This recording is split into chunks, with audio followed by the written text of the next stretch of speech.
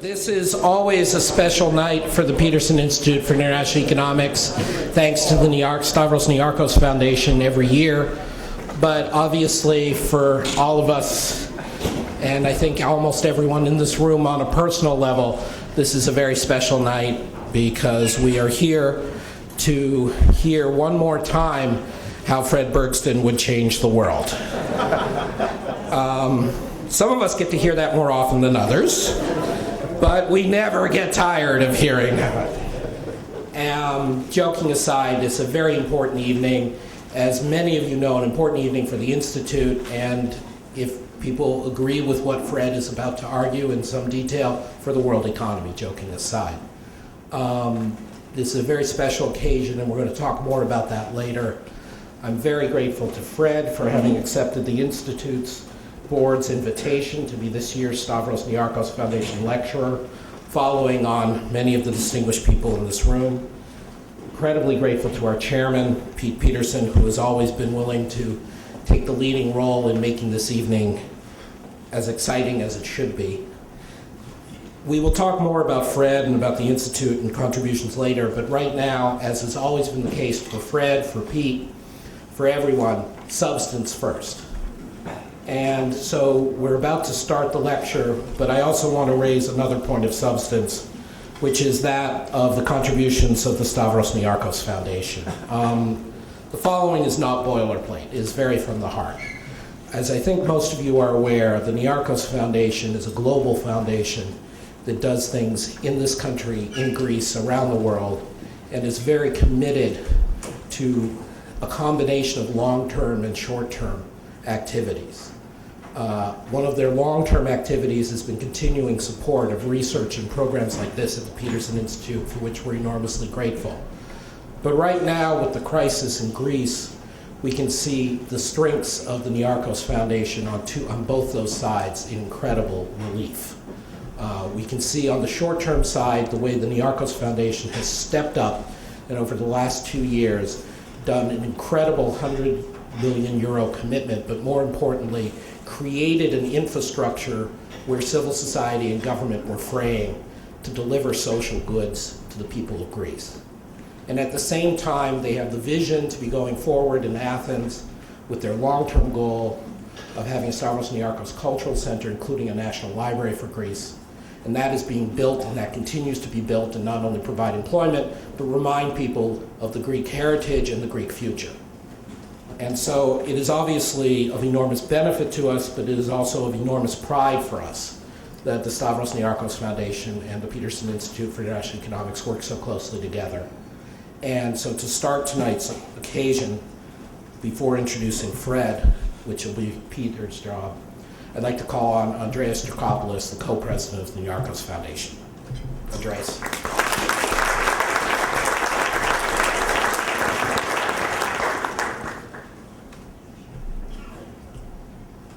Distinguished guests, ladies and gentlemen, on behalf of all of us at the Stavros Niarchos Foundation, welcome to the 12th annual Stavros Niarchos Foundation lecture at the Peterson Institute. Following on the footsteps of such luminaries as previous speakers Alan Greenspan, Larry Summers, Mario Monti, Jean-Claude Trichet, and others, the podium now returns to the person whose thoughtful leadership made all this happen, Fred Bergsten.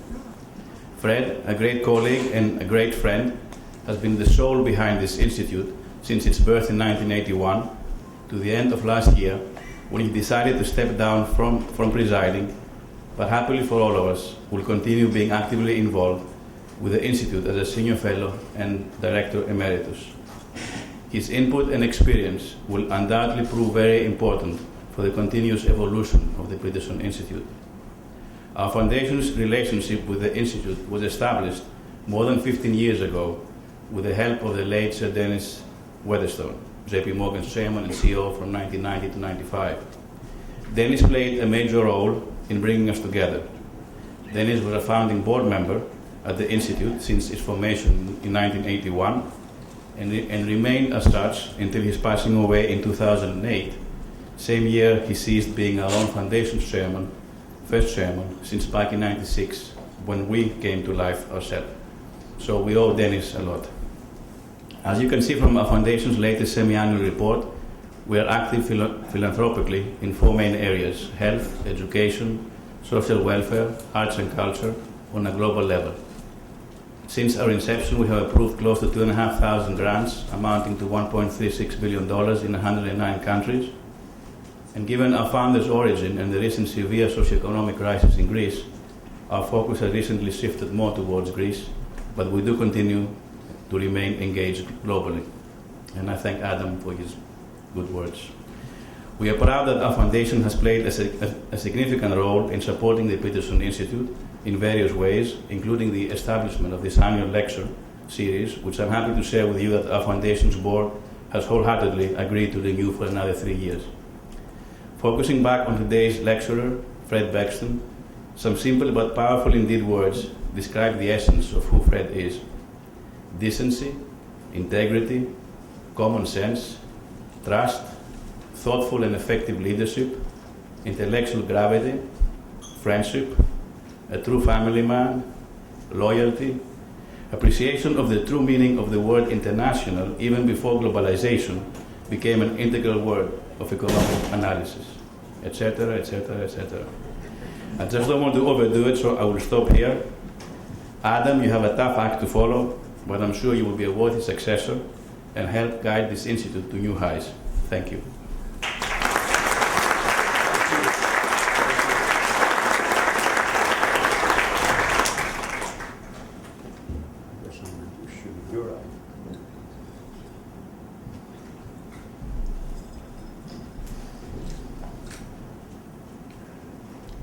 In preparing my remarks to introduce Fred,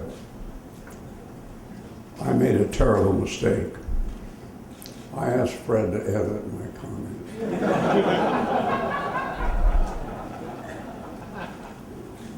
His comments on quite a number of drafts. I won't mention the number because the last thing I do is want to embarrass Fred, as he knows. But the theme of all the comments was, Pete is just not effusive enough. Fred, I said, I've gone as far as I can do and still hang on to what tenuous credibility I have. So you're going to have to accept this as it is, and I hope you can live with it.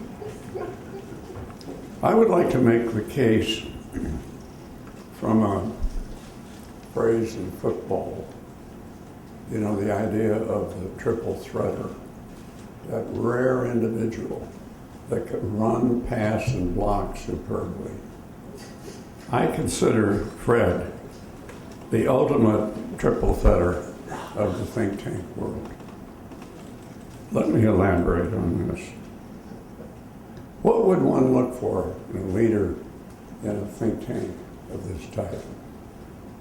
First, a serious, respected, substantive, and creative professional who shows prescience in picking projects and directions and fields of interest. Second, attract the very best professionals in the world and keep them. And third, raise money. Now, I've had painful personal experiences with Fred's fundraising talents. In fact, you may have noticed, Fred, that whenever I see you, I have an instinctive defensive reaction, which is to put my hands in both pockets.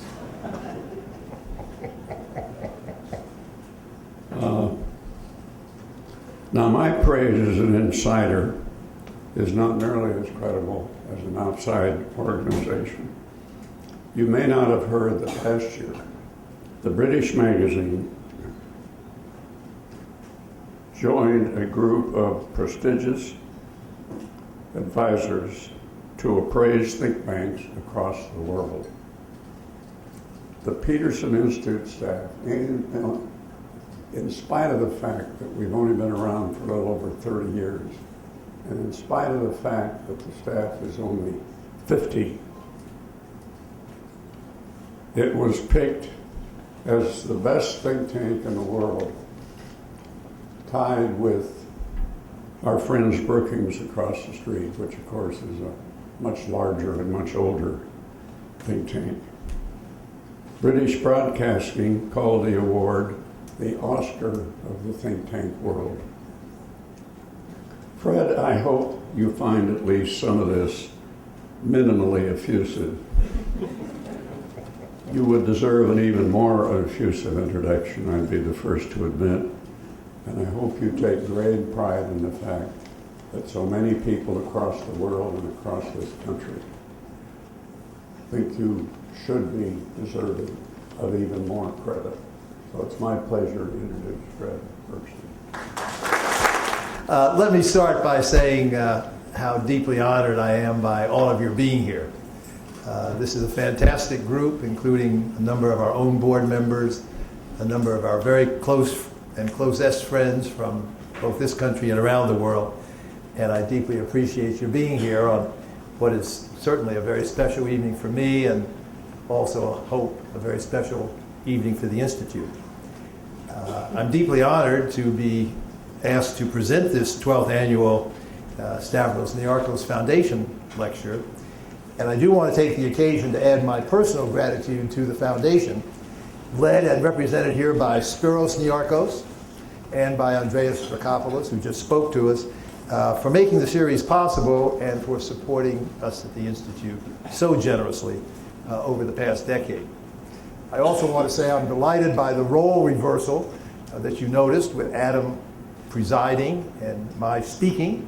That's a welcome change for me. As best I can tell, our transition here at the Institute has been seamless. It was put together by the executive committee of our board, led by Jim Owens, and I think has so far led the Institute to go on without missing a beat. And I'm overwhelmingly delighted by that, because I spent a lot of my life in helping to build the Institute. And to me, the most important thing is that it goes forward bigger, better, and even more influential than it has been in the past. I obviously want to thank Pete, not only for his somewhat effusive comments, but also for the fact that when he put his hands in his pockets, he usually brought them out with something in them that he then turned over. And so he's made the whole thing possible from the start. And without him, we wouldn't be here today, if anything like. Interesting, meaning money, is that what you're referring to? And a few ideas as well. Oh, I see. I began my professional career almost precisely 50 years ago, and spent much of my first 2 decades in the U.S. government before beginning my stewardship of the Institute 32 years ago. In presenting today's lecture, I want to draw on both sets of experience to analyze the dramatic evolution of the world economy, especially the role of the U.S. in it over the last half-century. I will, as you see, rely heavily on the work of many of my Institute colleagues, whose work has been responsible for its success, and much of mine, over the history of this institution. We will make available a full text of my remarks, which adds several arguments I don't have time to address orally, and is replete with tables, footnotes, and references. If you want that, it'll be available afterward. A few weeks ago, I was discussing with Adam what topic I should address tonight. And he suggested that I might want to celebrate the triumph of competitive liberalization as the driving strategy for the global trading system. That's an idea which I conceptualized and helped implement back in the middle 1990s when I chaired APEC's Eminent Persons Group, then in a series of Institute studies. This was after Carla Hills had gotten it going at USTR, and then Bob Zoellick carried it forward so effectively when he had his tenure in that position. It's an idea which is now proceeding boldly across the world with the negotiation of 3 mega-regional agreements. The one that's occurring throughout Asia, the one across the Pacific, beginning to fulfill the original APEC vision, and of course the new agreement across the Atlantic. Alternatively, as Adam and I talked about, I could have reiterated my and Jacob Kierkegaard's conviction, which has proved correct so far, that the euro will not only survive its current crisis and perhaps emerge stronger as a result of the policy and institutional reforms that its member countries have been forced to adopt at an accelerated pace. But having considered those alternatives, I decided to revert to the topic of my first book, which goes back a long ways, and which has concerned me throughout my career, some would say obsessed me, the shortcomings of the international monetary system, and particularly their effects on the United States. I do so in the hope that I can persuade you of 6 central points. Number 1, that currency conflict, call them currency wars, are very sizable and very widespread, and that they could get worse, maybe much worse. Secondly, that this currency conflict has very large economic effects, especially on the United States and the weak countries of Europe. Third, that these developments stem from a gaping hole in the international economic architecture encompassing both the monetary and trading systems. Fourth, that there is a feasible set of effective policy options that can be adopted to counter the objectionable practices now and deter them in the future. And fifth, that the United States, as both the systemic leader and the most injured party, should initiate a major effort to do so multilaterally, but be ready to act unilaterally if necessary as well. In short, it is time to declare war on the currency wars. I address all this through the lens of the international monetary system because, as our good friend Joe Nye has famously said about the security system, the monetary system is like oxygen. You never notice its absence until its absence poses serious, even existential problems. I also do so because the monetary system is clearly suffering from secular erosion. Crises have become much more frequent. They are intensifying, with the latest downturn, of course, the worst since the 1930s. They have afflicted all major regions, Asia in the 90s, the US 2007-09, Europe now. The calls are clearly getting closer, and the system is undergoing its most severe stress test to date. I believe that the international monetary system also now faces a clear and present danger: currency wars. Virtually every major country is seeking depreciation or at least non-appreciation of its currency to strengthen its economy and create jobs. My colleague Joe Gagnon has identified more than 20 countries that have been intervening directly in the currency markets for this purpose for a number of years, resulting in cumulative buildups of reserves exceeding $10 trillion in total and averaging almost $1 trillion annually in recent years.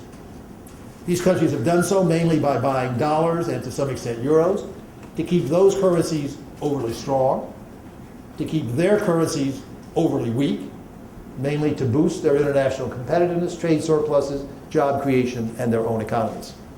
This list includes some of the largest economies in the world, both developing and developed. It is led, of course, by China, but it includes a number of other Asians, as well as several oil exporters and a few Europeans as well. The manipulators account for almost 1/3 of the total world economy. They account for more than 2/3 of global trade and current account surpluses. Broadening the list beyond China roughly doubles its magnitude. In other words, currency manipulation is very large and very widespread. Now, Gagnon goes on to show that the global surpluses of the currency manipulators have increased by $700 to $900 billion per year as a result of the manipulation. And this has created corresponding deficits in other countries, with consequent losses of output and jobs there under current and foreseeable conditions of slow growth and high unemployment. The largest loser by far in absolute terms is the United States, which we estimate sees its trade and current account deficits $200 to $500 billion per year larger as a result of the currency manipulation. The U.S., we estimate, based in part on deriving results from the general equilibrium model of the Federal Reserve, the United States loses 1 to 5 million jobs as a result of this currency manipulation. Correction of the situation would have a powerful positive effect on the United States economy on a scale comparable to Larry's fiscal stimulus of 2009 or the Fed's quantitative easing initiatives taken together. Let me repeat that for emphasis.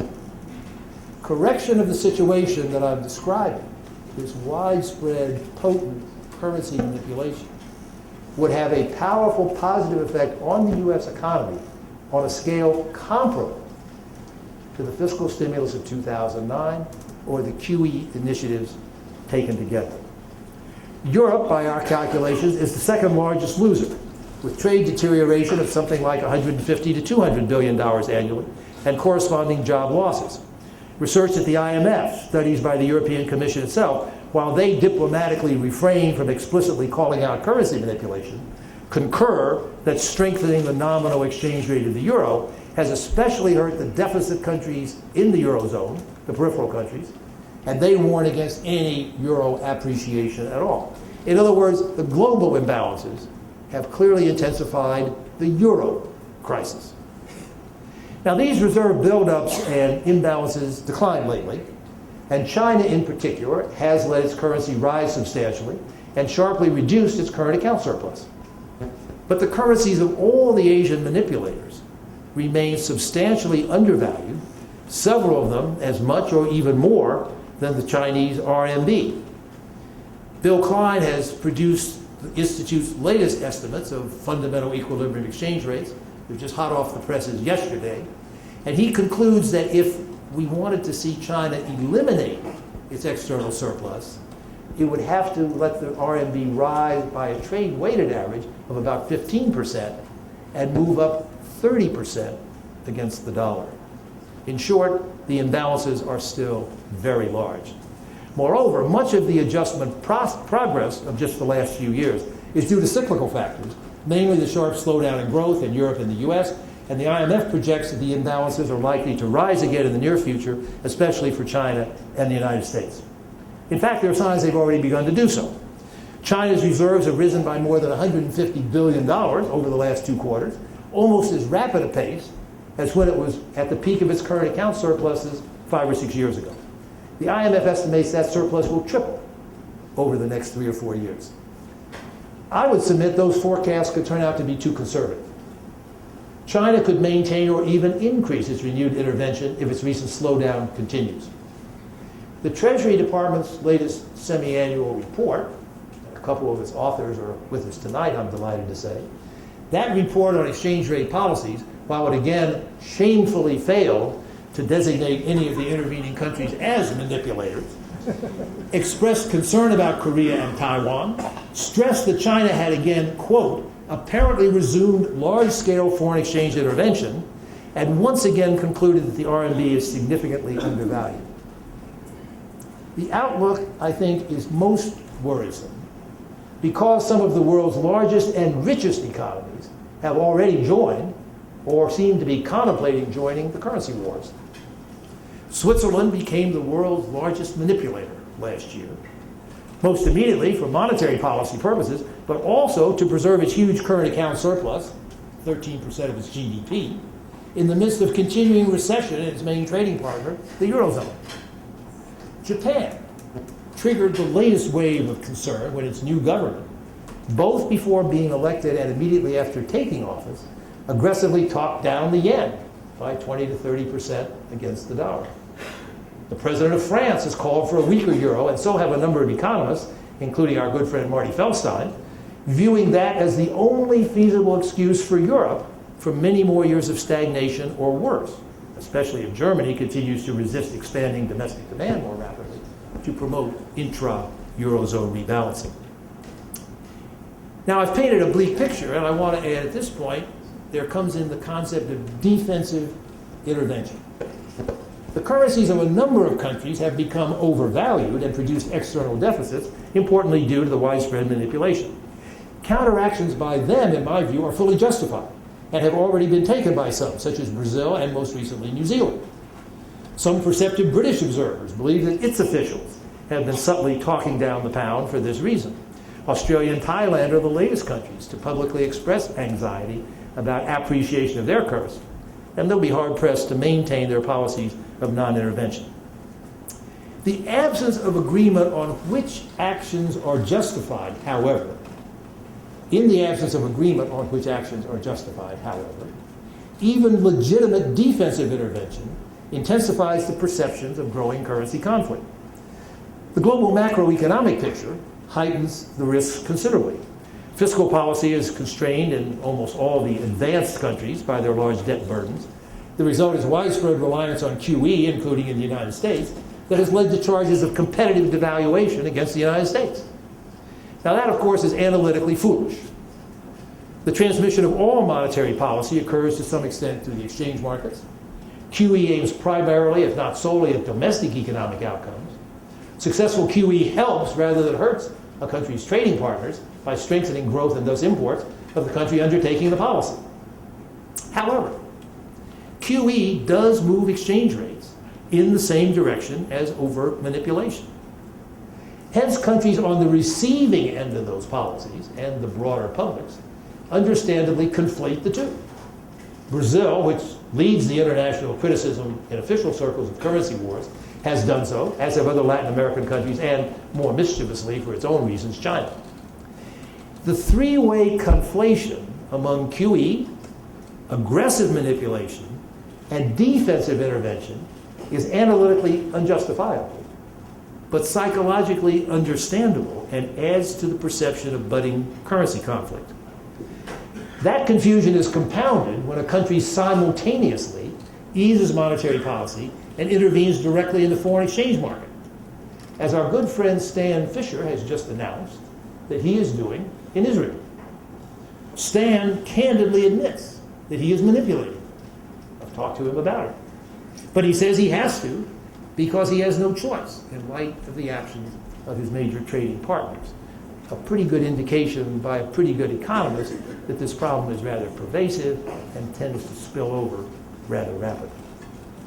In addition, if that's not enough, QE, along with fiscal policy, has limits, as we all know, and doubts over its efficacy are widespread, rightly or wrongly. Hence, there is inevitably a search in many countries for additional policy tools to enhance growth and create jobs.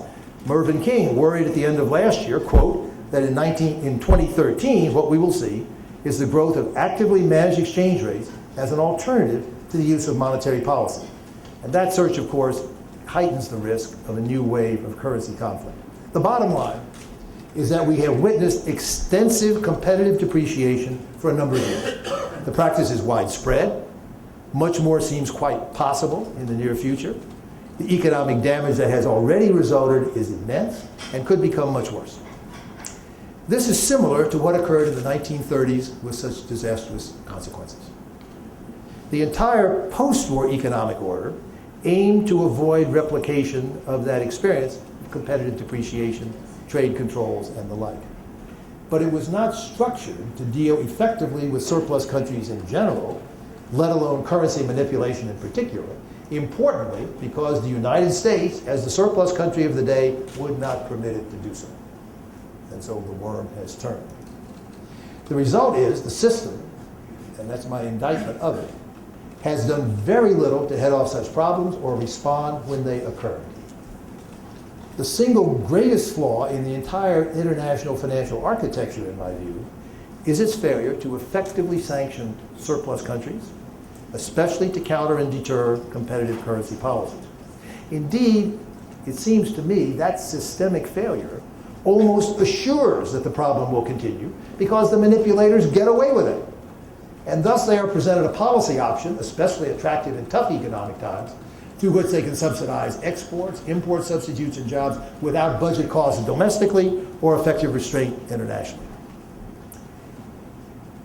The impact of this situation, according to our analysis here, is particularly acute for the United States. As I already mentioned, increasing our current account imbalance by as much as $500 billion annually, costing several million jobs under current and prospective conditions of slow growth and high unemployment.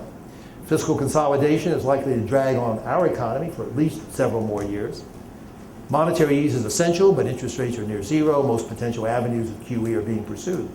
Improvement in the trade balance could provide crucial help, but the IMF projects that the U.S. external deficit will increase steadily over the next 5 years. So it seems to me the time has come to get serious in dealing with the currency manipulation problems. Now, during periods of slow growth and prolonged high unemployment like the present, external deficits cause particularly severe damage to our economy. Most estimates suggest that the U.S. economy is running at 4 to 5 percentage points of GDP below potential. Eliminating the excessive currency intervention would narrow the trade deficit by 2 to 3% of GDP and move the economy half or more of the way to full employment, with even larger payoffs once you take account of multiplier effects on domestic demand. The full effects would, of course, ensue over several years, but they would increase the growth rate by half a point to as much as a full percentage point a year for that transition period. And note, there would be no cost to the U.S. budget. Indeed, the U.S. budget would improve as a result of the faster economic growth. But the external deficits have distorted economic activity and damaged the U.S. economy even when there was no excess unemployment. When the rising external deficit was slowing U.S. growth and destroying substantial numbers of jobs in the early 2000s, for example, the Fed had to keep monetary policy easier to support full employment and thus began sowing the seeds for the coming housing bubble. When the deficits reached record levels in the middle 2000s, the large net capital inflows to the U.S. that arose largely from the surpluses of the intervening countries promoted continuation of easy monetary conditions and lax regulation that brought on the crisis. The inflows of official money go far to explain the famous conundrum enunciated by Chairman Greenspan when the Fed sought to tighten monetary conditions in the middle of the decade, but could not get longer-term rates to rise as was needed. Now, the Chinese and other surplus countries obviously did not force U.S. banks to make stupid subprime loans.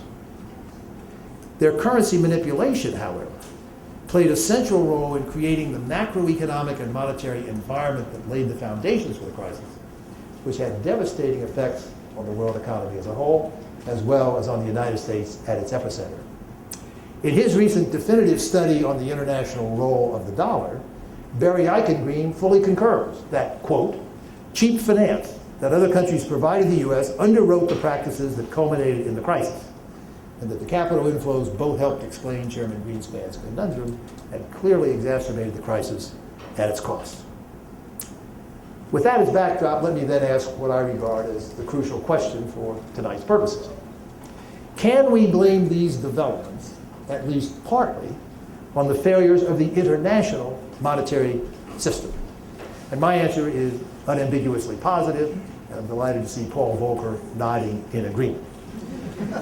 From its very inception, as Paul fought these battles back in the 70s, which I will mention in a moment, the system has been unable to bring effective pressure on surplus countries. Particularly true with respect to currency undervaluation, whether the Germans in the 60s, or the Japanese in the 70s, or Korea and Taiwan in the 80s, or the Chinese over the past decade. The current monetary system, I believe, has particularly adverse consequences for the United States because of the international role of the dollar. Now, the conventional wisdom is that the international role of the dollar is good for the United States and bad for the world. I believe the truth is the opposite. Other countries clearly benefit from the convenience and cost reduction of a single currency and the ability to set its price in terms of their own currency, as we see by the intervention that so many are doing. I believe the United States suffers two very tangible costs from that international role of the dollar. On the real side, other countries can determine the exchange rate between their currencies and the dollar by buying dollars in the foreign exchange markets to avoid appreciation. Just observe what's happened with all these countries in the recent past, as I've described it. Hence, the United States inherently suffers the adverse consequences of the depreciations of other countries and must ultimately lose any currency war under the current system unless it responds in kind, which it has chosen not to do, but which I'll suggest later I believe it should do. It's fascinating that the Chinese understand what I just said. When Governor Zhou Xiaoshuan of the People's Bank of China made his famous pronouncements on the monetary system a couple of years ago, he said the following. He seemed to almost to invite the U.S. to exit the international currency business when he said, quote, "When a country's currency is no longer used as the benchmark for other economies, the exchange rate policy of the country would be far more effective in adjusting economic imbalances." Correct, in my view. That's the real side. On the monetary side, the automatic buildup of dollar balances by surplus countries, very directly when those balances accrue as a result of intervention, enables the United States to run large external deficits for prolonged periods of time. That's the so-called benefit, the deficits without tears. And it clearly carries certain advantages for the United States. But it also represents the ultimate moral hazard. Because the absence of market pressure on the U.S. to adjust its economic policies when it should be doing so, like the boom period of the early and middle 2000s, to keep its imbalances, both external and internal, from reaching unsustainable levels that may require very costly correctives, as we are seeing now with fiscal tightening in the face of prolonged slow growth and high unemployment. The international role of the dollar does indeed create deficits without tears for prolonged periods, but that provides the United States with such a long leash that it will be constantly tempted to hang itself. Our inability or unwillingness to tighten monetary policy in time to head off the collapse of the housing bubble and the Great Recession, despite an economy that was doing quite well at the time, provides recent evidence of this powerful impact. Indeed, there's some similarity between the huge inflows of capital to the United States and the huge inflows to Southern Europe in the early years of the euro. Both reflected market judgments driven by key features of the institutional framework, the creation of the euro in their case, the international role of the dollar in ours, that kept interest rates very low in the capital importing area. We know the result in the European periphery and must be alert to a similar risk here. What then is to be done about it? Systemic reform is clearly required. It should include both changes in the rules themselves and much tougher enforcement of the rules. Such changes should be implemented through both the International Monetary Fund and the World Trade Organization. In the case of the IMF, the chief need is to add effective policy instruments to enforce the two existing rules. There are rules. One proscribes significantly undervalued exchange rates that are maintained by, quote, protracted large-scale intervention in one direction in the exchange markets, manipulation. There is a rule against that. And there's also a rule that requires countries to consult with the country in whose currencies they plan to intervene before doing so. The problem, as Morris Goldstein has pointed out very clearly, is there's no mechanism to enforce those rules. There's nothing between tapping on the wrist and kicking a country out of the fund, which obviously would not be helpful. So I propose two amendments to the IMF rule to deal with it. One sanction should be what I dubbed, when I invented it a few years back, countervailing currency intervention, through which countries in whose currencies intervention take place, if their requests to stop the objectionable practice were unsuccessful, would simply buy the currencies of would-be manipulators in sufficient amounts to offset the impact on their own exchange rate. If Japan is going to buy dollars to keep the dollar high and the yen low, the U.S. should buy a similar amount of yen to offset the effect. And my strong suspicion is if we did it for 2 days, the other side would cease and desist. Such a measure would not be very radical. It would simply parallel the well-established rule in the WTO under which countries can apply countervailing duties against prohibited export subsidies. Here we've got a prohibited currency practice, which is nevertheless practiced. Countervail against it, in kind, tit for tat, should be an effective deterrent as well as response. The second new policy instrument I propose would be taxes on the buildup of foreign exchange holdings that result from the proscribed currency intervention. These buildups of foreign exchange reserves are, of course, the direct result of intervention, so penalizing them would be an appropriate remedy. For countries with inconvertible currencies, like China, but some other manipulators, my countervailing intervention might not be fully effective, because you can't get that many RMB in the open market. I think it would still send a powerful signal, but you can then have this second measure as an alternative, additional step to back it up. Now, whatever the enforcement mechanisms, these two or others that fertile minds might dream up. The fund will have to win widespread agreement on a methodology to identify the key concepts, misalignment and manipulation, perhaps and hopefully including through the adoption of automatic triggers based on intervention, which can be monitored in real time, or current account surpluses. One tactic that Morris Goldstein suggested to me would be to start the reform process by seeking to negotiate a new code in the fund that ran the gamut on manipulation, from definition of the problem, through enactment of penalties, to enforcement of whatever judgments were reached in specific cases. I believe two changes should also be made in the rules of the WTO. The simpler would be to explicitly add manipulated currency undervaluation to the list of proscribed export subsidies against which countervailing duties can be levied by member countries. This could be quite potent if a coalition of the injured then used the new authorization to countervail in a variety of their sectors that were injured by the manipulation. Some of our Brazilian friends are actively pursuing this idea, and I think it makes lots of sense. The second and potentially even more significant change would be to amend or reinterpret Article 15 of the WTO to clarify that manipulated undervaluation by individual countries justifies the erection of across-the-board import barriers against them, barriers against their exports, by all members of the organization that choose to do so. As under its current rules, the WTO under either of these approaches would of course first ask the IMF for a judgment as to whether the currency is undervalued and manipulated, then apply its own standards to the trade measures that were proposed in response.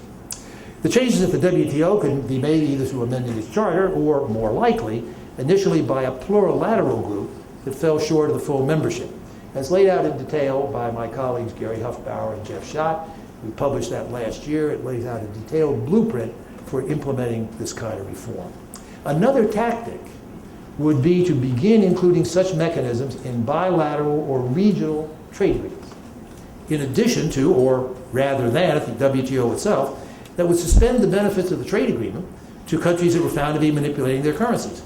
In my view, the United States should seek to add such chapters to the Trans-Pacific Partnership, which already includes several current and former manipulators, and the Transatlantic Trade and Investment Partnership, where the negotiating agenda is still to be determined and the participating countries should be more like-minded. Now, the fundamental purpose of all these systemic reforms would, of course, be deterrence. Countries contemplating competitive undervaluation should be placed on clear notice that such policies would trigger prompt and forceful reactions by their trading partners under agreed rules and procedures. This was a central goal of the original Bretton Woods arrangements, but their absence of precision and teeth, again, ironically due to U.S. resistance, rendered the effort impotent and now needs to be revived. It may not occur to you, but I think it's correct that the U.S. administration, which would certainly prefer to duck these issues, will not be able to do so much longer. The administration at some fairly early point is going to have to ask the Congress to approve its pending new trade agreements across both the Pacific and across the Atlantic, perhaps preceded by a request for renewed trade promotion authority or fast track to facilitate both. Congress, encouraged by the auto industry and probably others, will almost certainly raise the currency issue, and, especially if it remains dissatisfied with the administration's performance, insist on including relevant chapters in these and future trade agreements. Administration and congressional staffs have in fact been discussing the issue for over a year. The U.S.'s trading partners are well aware that those issues may be injected into the negotiations.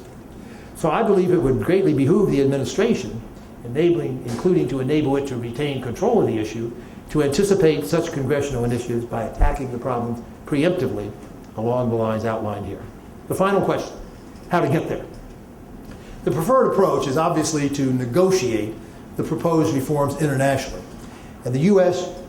should seek first to mobilize a coalition of non-manipulators to achieve the needed systemic reforms. Fortunately, there are lots of candidates. The Eurozone as a whole flows freely. It suffers the competitive effects of both direct intervention in its currency, as by Switzerland, which incidentally is a bigger Eurozone trading partner than China, and by diversification into euros out of dollars, as China and others do. And as I mentioned earlier, the Eurozone takes a big economic hit from the current manipulation. There are a lot of countries, 13 by latest count, whose currencies are now held as foreign exchange reserves and thus can experience unwanted appreciation as a result of diversification by other monetary authorities. Japan, despite being charged with manipulation itself, has criticized China's manipulation and successfully negotiated at least a temporary response to it about a year ago. Brazil has adopted the most aggressive stance of any country. Russia is a vocal critic of manipulation. India, Mexico, a number of other emerging markets have spoken out against it. So a coalition of the willing is quite possible, but the U.S., I think, would have to take the lead, as in the past, to put it together. Now, the G7 has maintained a reasonably effective commitment that its members will consult each other before intervening. And they recently added an agreement that, quote, our fiscal and monetary policies have been and will remain oriented toward meeting our respective domestic objectives using domestic instruments. In other words, a warning to Japan not to conduct its QE by buying foreign assets, as mooted by some advisors to the new government there. The G20, for its part, has agreed that we will not target our exchange rate for competitive purposes. And those pledges give the U.S. and other aggrieved countries a basis for exerting peer pressure on the manipulators. But they do not go very far. G7 members can proceed with intervention, even if their consultations elicit negative responses. G20 countries can and do claim they are intervening for other than competitive purposes. It would be worthwhile to continue those efforts, strengthen those understandings, but these informal pledges cannot substitute for changing the permanent and binding rules of the formal international institutions, and those initiatives should command priority attention. Now comes the last and probably most controversial part of what I say. As with most systemic change, however, it may be necessary for one or several major countries to break some crockery, to galvanize serious consideration of the issue and launch the multilateral reform process. Paul Volcker will remember only too well a couple of the examples I want to cite. Such breaking of crockery was required for the case that produced the most far-reaching systemic reform of the post-war period, the move from fixed exchange rates of Bretton Woods to flexible exchange rates in the early 1970s. The U.S., in fact, made tentative efforts to negotiate such systemic change, both at the end of the Johnson administration in 1968 and in the early part of the Nixon administration, led by Mr. Volcker, with support from yours truly when I was Henry Kissinger's deputy in the White House. Those efforts were rebuffed by the Europeans, however, and change occurred only when the U.S. floated the dollar in 1971 by abandoning its link to gold and, thanks to Pete Peterson, adopting an across-the-board import surcharge to strengthen its negotiating posture. The U.S. unilateralism of that time, which was then almost universally excoriated, including by me, turned out to be essential to achieve systemic reform and produce a better world economy, although that was certainly not its original intent. If I may be permitted a personal observation at this late point in the evening, I want to note that the Nixon, Connolly, Peterson, Volcker initiative of that period actually reflected a profound revolution in how the United States viewed its position in the world economy. When I became Kissinger's economic deputy in 1969, at the tender age of 27, my responsibility was to coordinate U.S. foreign economic policy through the National Security Council. There was no National Economic Council, or any analog. And Volcker has famously recounted finding a memo on his desk when he arrived at Treasury implying that he worked for Henry Kissinger. I wrote that memo and intended it as such. Paul got the point. But globalization's impact on the U.S. was proceeding so rapidly that within a couple of years, George Shultz, who was then director of OMB, could, with my collusion, persuade the president to lift foreign economic policy out of the National Security Council and create a new Council on International Economic Policy to be run by one Peter G. Peterson, to henceforth provide at least an equal voice for domestic economic concerns in foreign economic policy. That council did not last very long, but the institutional handoff from Bergsten to Peterson personified a fundamental shift in the orientation of U.S. foreign economic policy that persists to this day. But back to the basic story and to wind it up. A somewhat similar U.S. initiative to the Nixon-Connolly effort of '71 occurred in the mid-1980s when the second Reagan administration, led by Secretary of the Treasury Jim Baker and with Bob Zoellick in the inner circle, reversed the benign neglect approach of the first Reagan administration toward the soaring dollar. They initiated the Plaza Agreement, drove down the hugely overvalued exchange rate by 30 to 50%. On that occasion, the other major countries largely agreed, so there was much less conflict in the earlier period. But again, dramatic ad hoc national actions initiated efforts to negotiate systemic reform. The G7 came to an agreement in Tokyo in '86 on a wide-ranging set of economic indicators that was supposed to guide adjustment policy. The bigger change came then with the Louvre Accord in 1987 to halt the excessively rapid decline of the dollar that was then emerging by initiating a system of target zones, which Dick Darman and company called reference ranges, the idea that John Williamson and I had proposed 5 years earlier. The effort at that time to inject a degree of coordinated management into the system prevailed for only a short time, however, permitting the return of unmanaged flexibility and contributing to the problems that we face today.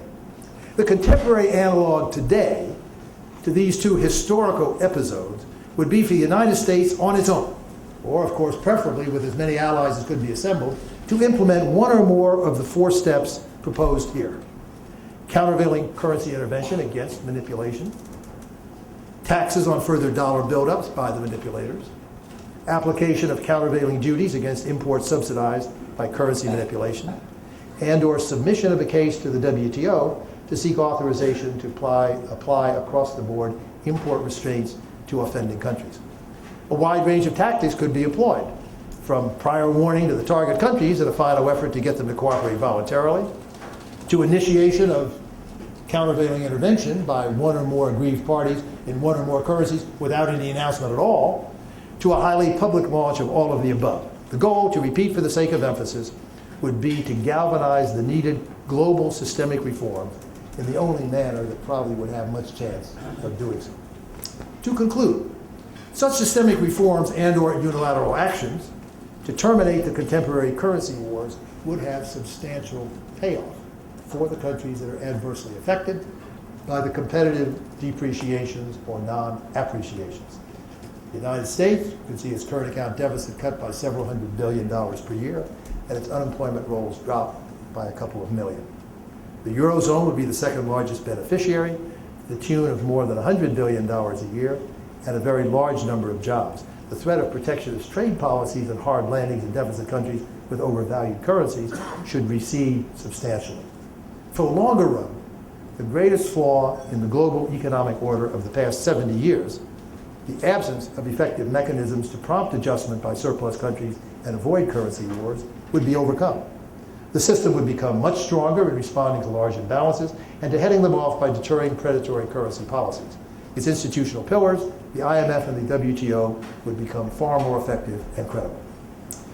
I would like to close, really close, with a historical footnote from over 40 years ago that bears some resemblance to where we stand today.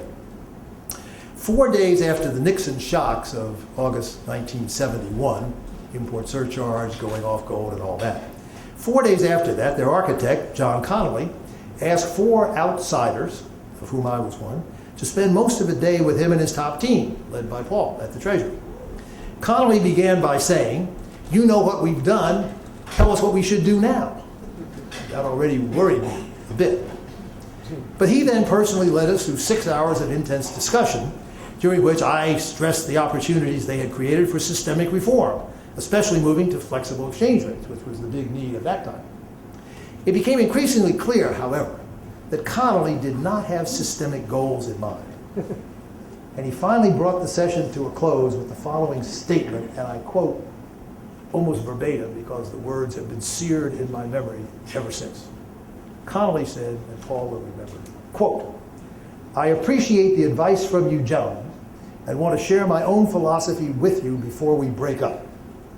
The foreigners are out to screw us, and our job is to screw them first." Now, having spent most of the previous 3 years as Henry Kissinger's deputy in the White House, I thought I was fairly sophisticated about the ways of both Washington and the world. But even I was stunned by Connolly's evident xenophobia, which I immediately conveyed to my former boss Kissinger, who had not been aware of it, but that's another story. The relevance to today is, of course, that some of the foreigners have again been screwing the United States and much of the world, to use Connolly's colorful terminology. The choice now as then is whether to respond nationalistically and unilaterally, or systemically and multilaterally, or, as is most likely, a combination of the two, hopefully with a clear strategic decision to use national actions to achieve global reform. Our goal, I think, must be to start resolving these crucial problems by reforming the global system decisively before the arrival of the next John Connolly. Addressing another vital issue of U.S. national interest in which China also plays a central role, cybersecurity, President Obama used these words in his State of the Union message in February. Quote, "We cannot look back years from now and wonder why we did nothing." I would submit we should adopt the same mindset toward widespread currency manipulation, which violates the most basic precepts of the international economic system while destroying growth and jobs in our own economy and in numerous other countries.